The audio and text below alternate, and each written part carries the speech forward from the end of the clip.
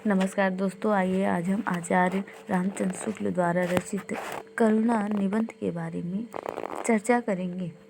तो आइए हम इनके पाठ के बारे में विस्तार पूर्वक जानेंगे।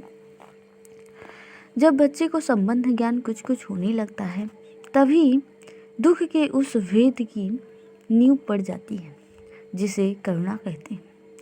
बच्चा पहले यह परखता है कि जैसे हम हैं वैसे ही ये और प्राणी भी हैं, और बिना किसी विवेचना क्रम के स्वाभाविक प्रवृत्ति द्वारा वह अपने अनुभवों का आरोप दूसरे प्राणियों पर करता है। फिर कार्य कारण संबंध से अभ्यस्त होने पर दूसरों के दुख के कारण या कार्य को देखकर उनके दुख का अनुमान करता है और स्वयं एक प्रकार का दुख अनुभव करता है।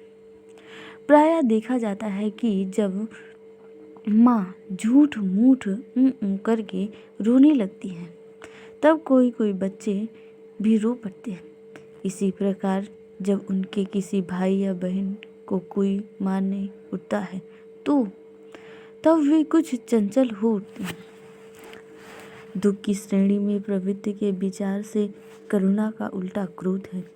क्रोध जिसके प्रति उत्पन्न होता है उसकी हानि की चेष्टा की जाती है। करुणा जिसके प्रति उत्पन्न होता है उसकी भलाई का उद्योग किया जाता है।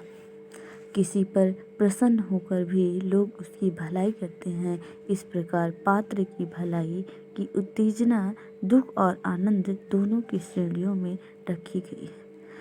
आनंद की श्रेणी में ऐसा कोई शुद्ध मनोविकार नहीं है जो पात्र की हानि की उत्तेजना करे, पर दुख की श्रेणी में ऐसा मनोविकार है जो पात्र की भलाई की उत्तेजना करता है। लोभ से जिसे मैंने आनंद की श्रेणी में रखा है, चाहे कभी कभी और व्यक्तियों या वस्तुओं को हानि पहुंच जाए, पर जिस व्यक्ति या वस्तु का लोभ होगा उसकी हानि वह कभी न करेगा। लोभी महमूद ने सोमनाथ को तोड़ा, पर भीतर से जो जवाहरात निकले उनको खूब संभाल कर रखा। नूरजहां के रूप के लोभी जहांगीर ने शेर अफगान को मरवाया, पर नूरजहां को बड़े चैन से रखा। तो ऊपर कहा जा चुका है कि मनुष्य जो समाज में प्रवेश करता है उसके सुख और दुख का बहुत सा अंश दूसरे की क्रिया या अवस्था पर अवलंबित हो जाता है और उसके मनोविकार के प्रवाह तथा जीवन के विस्तार के लिए अधिक क्षेत्र हो जाता है। वह दूसरों के दुख से दुखी और दूसरों के सुख से सुखी होने लगता है। अब देखना यह है कि दूसरों के दुख से दुखी होने का नियम जितना व्यापक है, क्या उतना ही दूसरों के सुख से सुखी होने का भी? मैं समझता हूँ नहीं। हम अज्ञात कुलशील मनुष्य के दुख को देखकर भी दुखी होते हैं। किसी दुखी मनुष्य को सामने देख हम अपना दुखी होना तब तक के लिए बंद नहीं रखते जब तक कि यह ना मालूम हो जाए कि वह कौन है, कहाँ रहता है और कैसा है। यह और बात है कि यह जानकर कि जिसे पीड़ा पहुँच रही है उसने कोई भारी अपराध या अत्याचार किया है, हमारी दया दूर या कम हो जाए। ऐसे अवसर पर हमारे ध्यान के सामने वह अपराध या अत्याचार आ जाता है और उस अपराधी या अत्याचारी का वर्तमान क्लेश हमारे क्रोध की तुष्टि का साधक हो जाता है। सारांश यह है कि करुणा की प्राप्ति के लिए पात्र में दुख के अतिरिक्त और किसी विशेषता की अपेक्षा नहीं, पर आनंदित हम ऐसे ही आदमी के सुख को देखकर होते हैं जो या तो हमारा सुखद या संबंधी हो अथवा अत्यंत सज्जन शीलवान या चरित्रवान होने के कारण समाज का मित्र या हितकारी हो। यूँ ही किसी अज्ञात व्यक्ति का लाभ या कल्याण सुनने से हमारे हृदय में किसी प्रकार के आनंद का उदय नहीं होता। इससे प्रकट है कि दूसरों के दुख से दुखी होने का नियम बहुत व्यापक है और दूसरों के सुख से सुखी होने का नियम उसकी अपेक्षा परिमित है।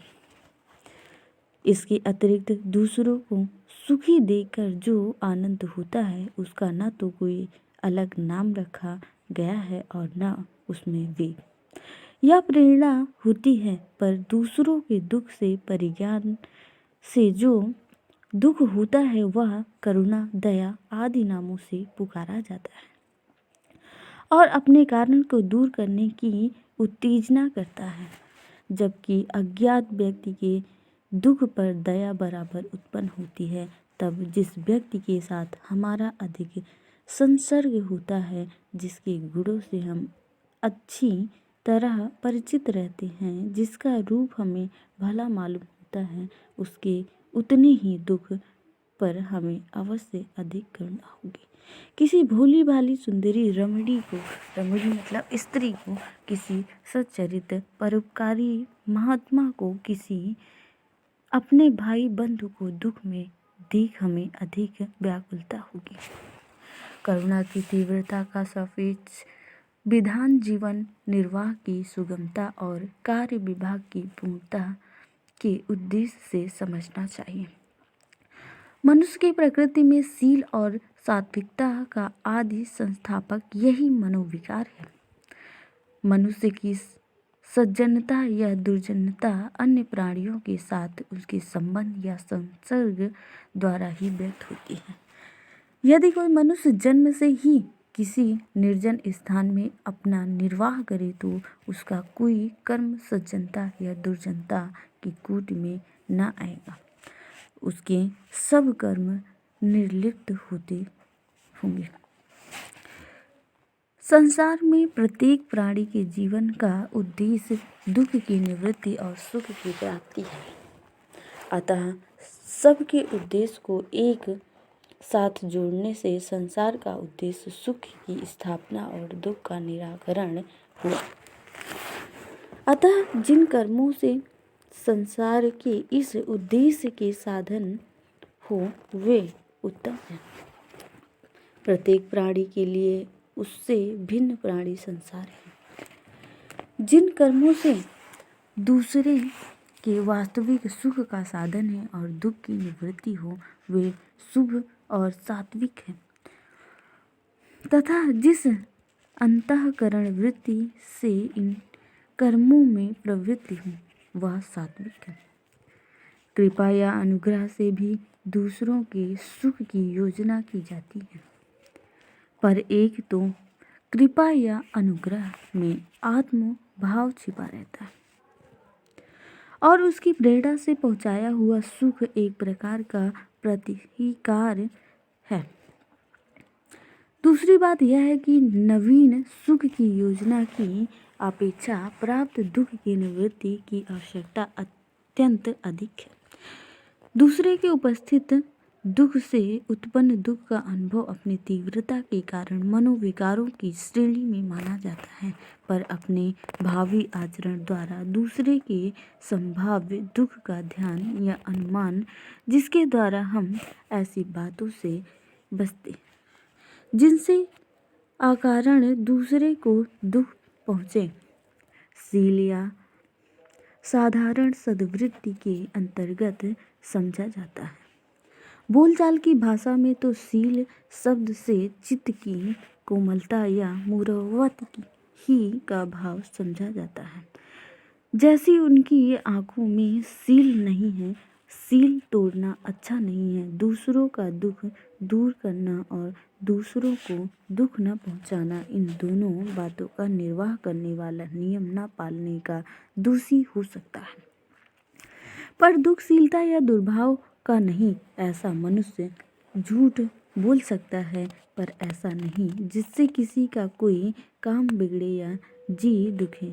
यदि वह किसी अवसर पर बड़ों की कोई बात न मानेगा तो इसलिए कि वह उसे ठीक नहीं जचती या वह उसके अनुकूल चलने में असमर्थ है। इसीलिए नहीं कि बड़ों का आकारण जी दुखे। मेरे विचार में तो सदा सत्य बोलना, बड़ों का कहना मानना ये नियम के अंतर्गत है, सील या सद्भाव के अंतर्गत नहीं। झूठ बोलने से बहुधा बड़े बड़े अनर्थ हो जाते हैं। इसी से उसका अभ्यास रोकने के लिए यह नियम कर दिया गया है कि किसी अवस्था में झूठ बोला ही न जाए, पर मनोरंजन, खुशामद और शिष्टाचार आदि के बहाने संसार में बहुत सा झूठ बोला जाता है, जिस पर कोई समाज कुपित नहीं होता। किसी किसी अवस्था में तो धर्म ग्रंथों में झूठ बोलने की इजाज़त तक दे दी गई है। विशेषतः जब इस नियम भंग द्वारा अंतःकरण की किसी उच्च और उदार वृत्ति का साधन होता हो।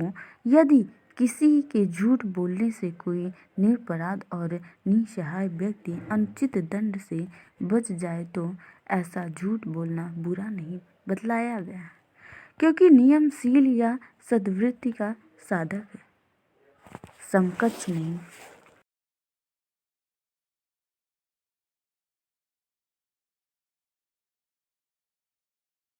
कि कवायद है मनुष्य के अंतःकरण में सात्विक की ज्योति जगाने वाली यही करुणा है। इसी से जैन और बौद्ध धर्म को इसको बड़ी प्रधानता दी गई है और गोस्वामी तुलसीदास जी ने भी कहा है, पर उपकार सरिस ना भलाई, पर पीड़ा सम नहीं अधमाई। यह बात स्थिर और निर्विवाद है कि श्रद्धा का विषय किसी न किसी रूप में सात्विक शील ही होता है। अतः करुणा और सात्विकता का संबंध इस बात से और भी सिद्ध होता है कि किसी पुरुष को दूसरे पर करुणा करते देख तीसरे को करुणा करने वालों पर श्रद्धा उत्पन्न होती है। किसी प्राणी में या किसी प्राणी में और किसी मनोवेग को देख श्रद्धा नहीं उत्पन्न होती। किसी को क्रोध, भय, ईर्ष्या, घृणा, आनंद आदि करते देख लोग उस पर श्रद्धा नहीं कर बैठते।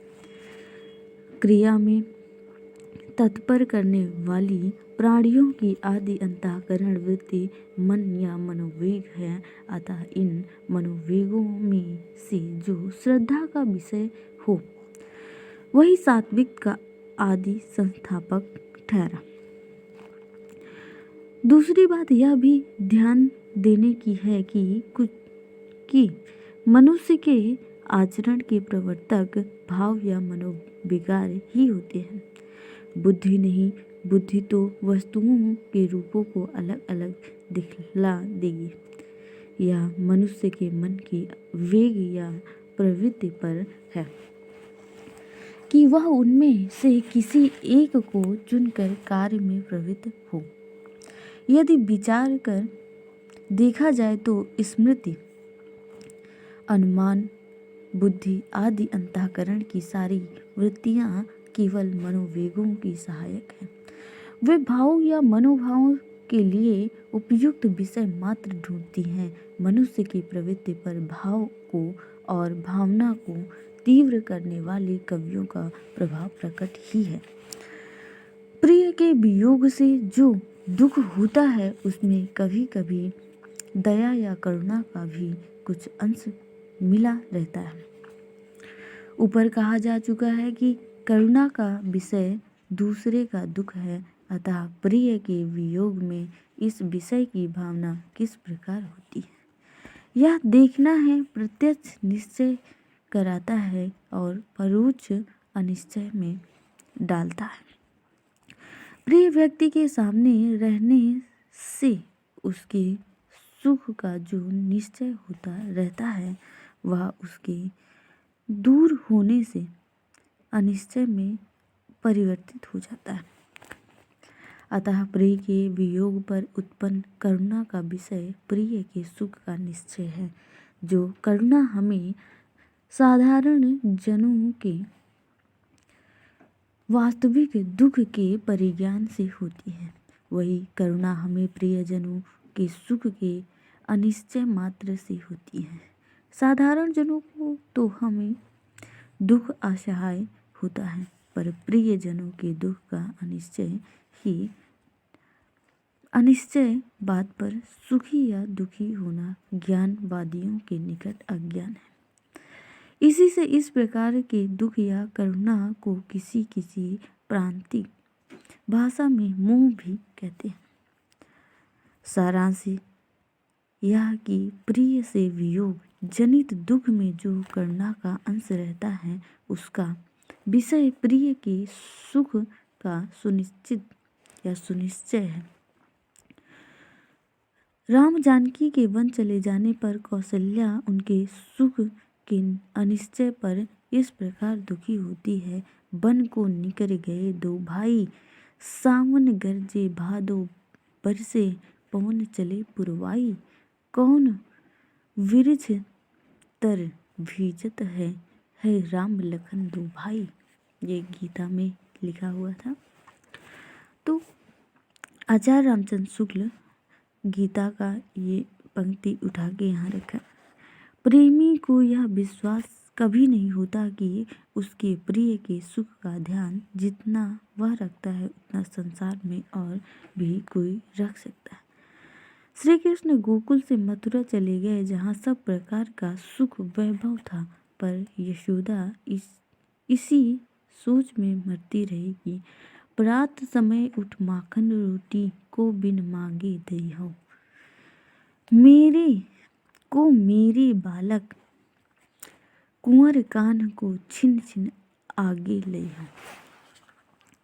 और उद्धव से कहती हैं, संदेशो देवकी सो कहियो, हाथों धाय तिहारे सुत की कृपा करत ही रहियो, उबटन तेल और तातो जल देखत ही भज जाते, जुई जुई मांगत सुई सुई देती, क्रम क्रम करके नहाते, तुम तो टेव जानती है हो, तब मुझे कही आवे, प्रात उठत मेरे लाल उड़े तन माखन रोटी भावे, अब यह सूर मोहिनी बासर बड़ो रात जी सोच, अब मेरे अलकल रहते लालन है करत सकोच। तो वियोग की दशा में गहरे प्रेमियों को प्रिय के सुख का अनिश्चय ही नहीं, कभी कभी घोर अनिष्ट की आशंका तक होती है।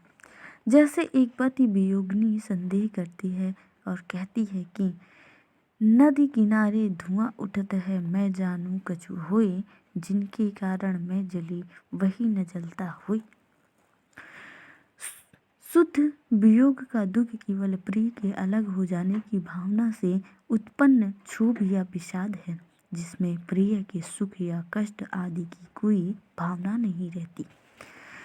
जिस व्यक्ति से किसी की घनिष्ठता और प्रीति होती है, वह उसके जीवन के बहुत से व्यापारों तथा मनोवृत्तियों का आधार होता है।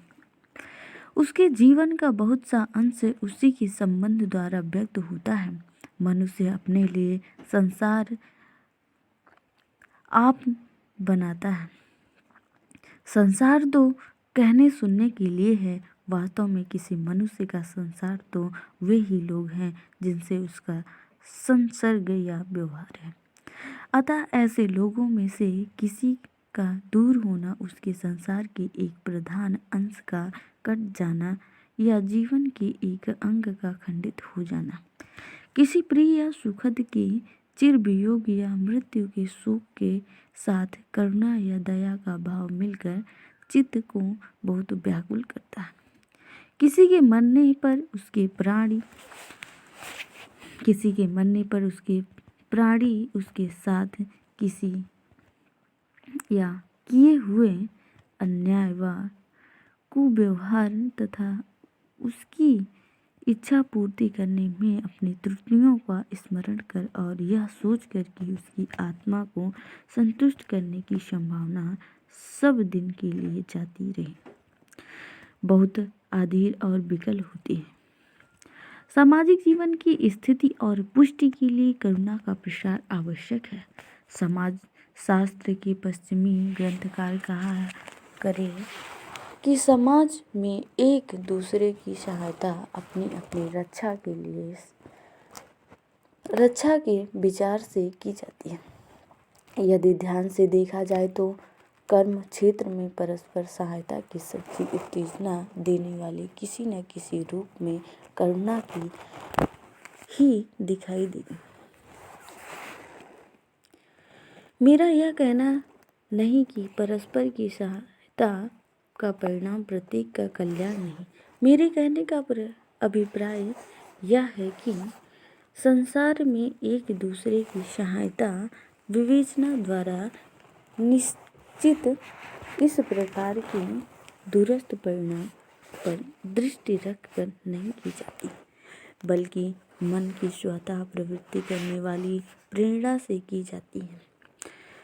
दूसरे की सहायता करने से अपनी रक्षा की संभावना है। इस बात या उद्देश्य का ध्यान प्रत्येक विशेषकर सच्चे सहायक को तो नहीं रहता। ऐसे विस्तृत उद्देश्यों का ध्यान तो विश्वात्मा स्वयं रखती है। वह उसे प्राणियों की बुद्धि ऐसी चंचल और मुंडे भिन्न वस्तु के भरोसे नहीं छूटती। किसी युग में और किस प्रकार मनुष्यों ने समाज रक्षा के लिए एक दूसरे की सहायता करने की गोष्ठी की होगी, यह समाज शास्त्र के बहुत से वक्ता लोग की जानते होंगे।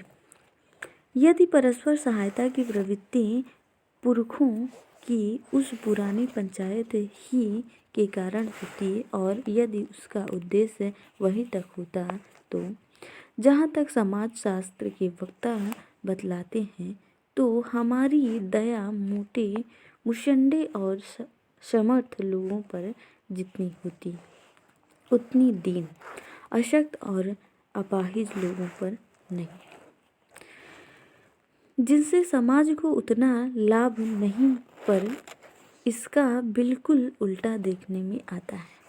दुखी व्यक्ति जितना ही असहाय और असमर्थ होगा, उतना ही अधिक उसके प्रति हमारी करुणा होगी।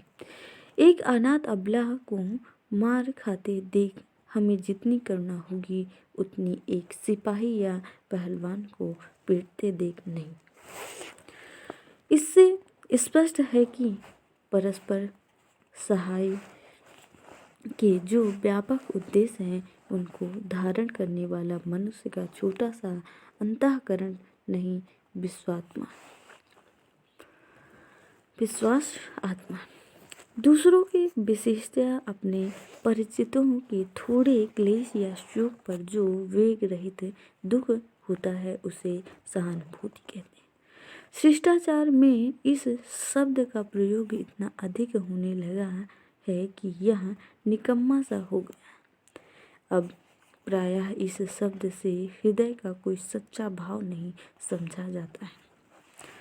सहानुभूति के तार, सहानुभूति की चिट्ठियाँ लोग यूं ही भेजा करते हैं। यह सद्य शिष्टता मनुष्य के व्यवहार क्षेत्र से सच्चाई के अंश को क्रमशः चरती जा रही है। करुणा अपना बीज अपने अवलंबन या पात्र में नहीं फेंकती है, अर्थात जिस पर करुणा की जाती है वह बदले में करुणा करने वालों पर भी करुणा नहीं करता, जैसा कि क्रोध और प्रेम में होता है, बल्कि कृतज्ञ होता है अथवा श्रद्धा या प्रीति करता है। बहुत सी औपन्यासिक कथाओं में यह बात दिखाई गई है कि युवतियाँ दुष्टों के हाथ से अपना उद्धार करने वाले युवकों के प्रेम में फंस गई हैं। कोमल भावों की योजना में डच बंगला के उपन्यास लेखक करुणा और प्रीति के मेल से बड़े ही प्रभाव उत्पादक दृष्टि उपस्थित करते हैं। मनुष्य के प्रत्यक्ष ज्ञान में देश और काल की परिमिति अत्यंत संकुचित होती है। मनुष्य जिस वस्तु को जिस समय और जिस स्थान पर देखता है, उसकी उसी समय और उसी स्थान की अवस्था का अनुभव उसे होता है। पर स्मृति, अनुमान या दूसरों से प्राप्त ज्ञान के सहारे मनुष्य का ज्ञान इस परिमिति को लांघता हुआ अपना देश काल संबंधी विस्तार बढ़ाता है। प्रस्तुत विषय के संदर्भ में उपयुक्त भाव प्राप्त करने के लिए यह विस्तार कभी कभी आवश्यक होता है। मनोविकारों की उपयुक्तता कभी कभी इस विस्तार पर निर्भर रहती है। किसी मार खाते हुए अपराधी के विलाप पर हमें दया आती है, पर जब हम सुनते हैं कि कई स्थानों पर कई बार वह बड़े बड़े अपराध कर चुका है, इससे आगे भी ऐसे ही अत्याचार करेगा, तो हमें अपनी दया की अनुपयुक्तता मालूम हो जाती है। ऊपर कहा जा चुका है कि स्मृति और अनुमान आदि भावों या मनोविकारों के केवल सहायक हैं, अर्थात प्रकारांतर से वे उनके लिए विषय उपस्थित करते हैं। वे कभी तो आपसे आप विषयों को मन के सामने लाते हैं, कभी किसी विषय के सामने आने पर उससे संबंध पूर्वापर व कार्य कारण संबंध रखते हैं, रखने वाले और बहुत से विषय उपस्थित करते हैं, जो कभी तो उस सब के सब एक ही भाव के विषय होते हैं और उस प्रत्यक्ष विषय से उत्पन्न भाव को तीव्र करते हैं। कभी भिन्न भिन्न भावों के विषय होकर प्रत्यक्ष विषय से उत्पन्न भावों को परिवर्तित या धीमा करते हैं। इससे यह स्पष्ट है कि मनोवेग या भावों को मंद या दूर करने वाली स्मृति, अनुमान या बुद्धि आदि कोई दूसरी अंतःकरण वृत्ति नहीं है, मन का दूसरा भाव या वेग ही है। मनुष्य की सजीवता मनोवेग या प्रवृत्ति में भावों की तत्परता में है। नीतिज्ञों और धर्मज्ञों का मनोविकारों को दूर करने का उद्देश्य घोर षड्यंत्र है। इस विषय में कवियों का प्रयत्न ही सच्चा है, जो मनोविकारों पर सान ही नहीं चढ़ाते, बल्कि उन्हें परिमार्जित करते हुए सृष्टि के पदार्थों के साथ उनके उपयुक्त संबंध निर्वाह पर जोर देते हैं। यदि मनोवेग न हो तो स्मृति, अनुमान, वृद्धि आदि के रहते भी मनुष्य बिल्कुल जड़ है। प्रचलित सभ्यता और जीवन की कठिनता से मनुष्य अपने इन मनोवेगों के मारने और आसक्त करने का विवश हो जाता है। आसक्त करने पर विवश हो जाता है। इनका पूर्ण और सच्चा निर्वाह करने के लिए कठिन हो जाता है और इस प्रकार उसके जीवन का स्वाद निकल जाता है। वन, नदी, पर्वत आदि को देख आनंदित होने के लिए अब उसके हृदय में उतनी जगह नहीं। दुराचार पर उसे क्रोध या घृणा होती है, पर झूठे शिष्टाचार के अनुसार उसे दुराचारी की भी मुंह पर प्रशंसा करनी पड़ती है। जीवन निर्वाह की कठिनता से उत्पन्न स्वार्थ की शुष्क प्रेरणा के कारण उसे दूसरे के दुख की ओर ध्यान देने, उस पर दया करने और उसके दुख की निवृत्ति का सुख प्राप्त करने की फुर्सत नहीं। इस प्रकार मनुष्य हृदय को दबाकर केवल क्रूर आवश्यकता और कृत्रिम नियमों के अनुसार ही चलने पर बेहोश और कठपुतली सा जड़ होता जाता है। उसकी भावुकता का नाश होता जाता है। पाषंडी लोग मनोवेगों का सच्चा निर्वाह न देख हताश हो मुंह बनाकर कहने लगे कि करुणा छोड़ो, प्रेम छोड़ो, बस हाथ पैर हिलाओ, काम करो। यह ठीक है कि मनोवेग उत्पन्न होना और बात है और मनोवेग के अनुसार व्यवहार करना और बात पर अनुसारी परिणाम के निरंतर अनुभव के मनोवेगों का अभ्यास भी घटने लगता है। यदि कोई मनुष्य आवश्यकता वश कोई निष्ठुर कार्य अपने ऊपर ले ले तो पहले 2-4 बार उसे दया उत्पन्न होगी, पर जब बार बार दया की प्रेरणा के अनुसार कोई परिणाम वह उपस्थिति न कर सकेगा तब धीरे धीरे उसका दया का अभ्यास कम होने लगेगा, यहाँ तक कि उसकी दया की वृत्ति ही मारी जाएगी। बहुत से ऐसे अवसर आ पड़ते हैं जिनमें करुणा आदि मनोवेगों के अनुसार काम नहीं किया जा सकता, पर ऐसे अवसरों की असंख्य का बहुत बढ़ना ठीक नहीं है। जीवन में मनोवेगों के अनुसार परिणामों का विरोध प्रायः 3 वस्तुओं से होता है: आवश्यकता, नियम और न्याय। हमारा कोई नौकर बहुत बुढ़ा और कार्य करने में आसक्त हो गया है, जिससे हमारे काम में हर्ज होता है। हमें उसकी अवस्था पर दया तो आती है, पर आवश्यकता के अनुरोध से उसे अलग करना पड़ता है। किसी दुष्ट अफसर के कुवाक्य पर क्रोध तो आता है, पर मातहत लोग आवश्यकता के वश उस क्रोध के अनुसार कार्य करने की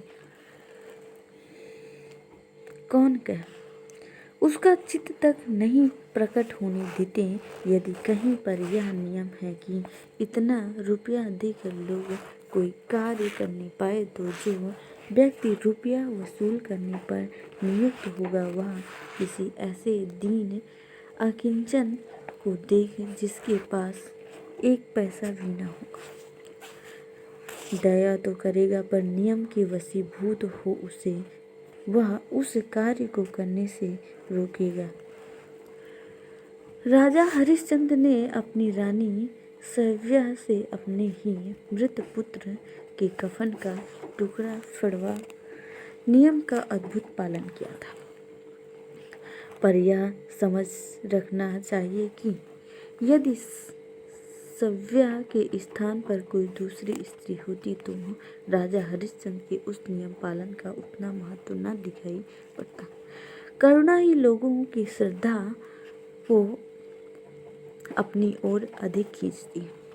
करुणा का विषय दूसरे का दुख है, अपना दुख नहीं। आत्मीय जनों का दुख एक प्रकार से अपना ही दुख है। इससे राजा हरिश्चंद्र के नियम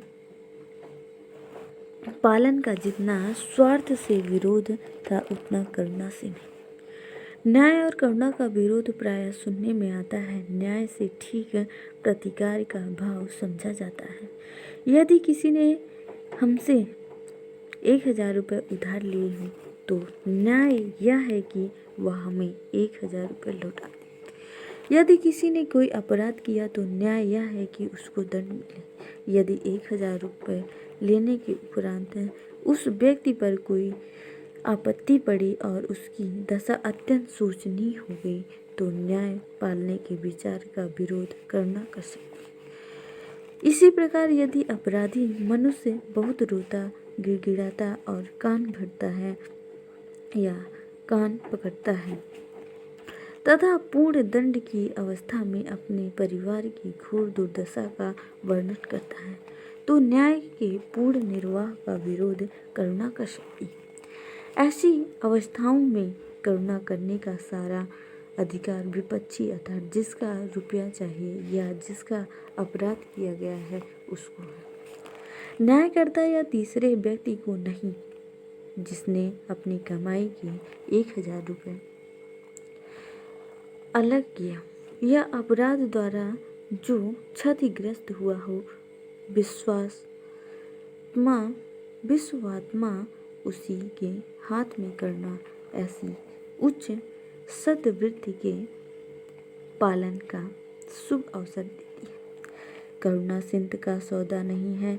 यदि न्यायकर्ता को करुणा है तो वह उसकी शांति पृथक रूप से कर सकता है। जैसे ऊपर लिखे मामले में वह चाहे तो दुखिया ऋणी हो 1500 अपने पास से दे या दंडित व्यक्ति तथा उसके परिवार की और प्रकार से सहायता करनी, उसके लिए भी करुणा का द्वार खुला है। तो आचार्य रामचंद्र शुक्ल ने करुणा के बारे में विस्तार पूर्वक अपने निबंध में चर्चा किया है। तो हमारा पाठ समाप्त होता है। जय हिंद, जय भारत।